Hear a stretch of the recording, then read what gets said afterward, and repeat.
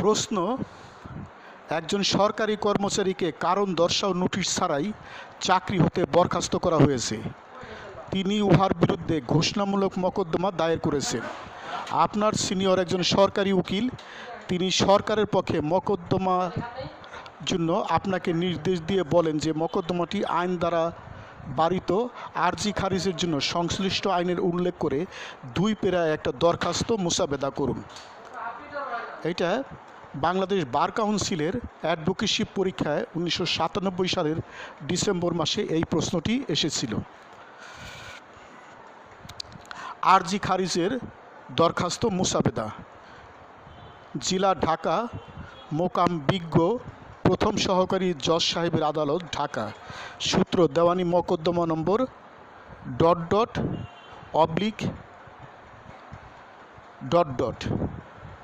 ক, সরকারি কর্মচারী, স্থায়ী ঠিকানা, বর্তমান ঠিকানা। বাদী রাষ্ট্র,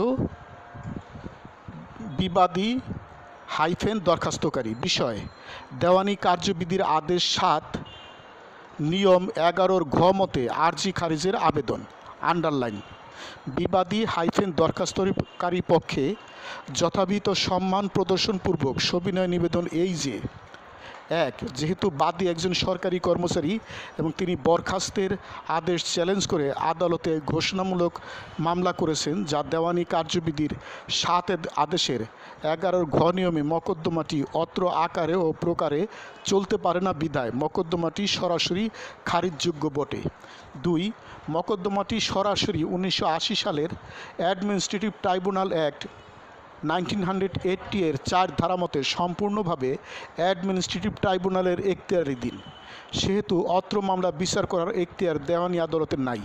সে কারণে বরখাস্তকৃত সরকারি কর্মচারী প্রতিকার পাবার জন্য যে ঘোষণামূলক মোকদ্দমা দায়ের করেছে, উহা দেওয়ানি কার্যবিধির 7 আদেশের 11 ঘ নিয়ম মতে মামলাটির আর্জি খারিজযোগ্য বটে।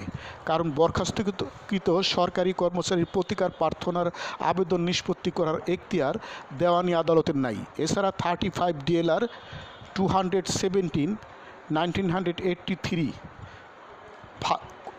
হোল ফার্স্ট ব্র্যাকেট এ উল্লেখ আছে যে আরজির বিবৃতে মামলা যে কোনো আইন দ্বারা বারিত মনে হলে উহা আরজি খারিজ করা যায়।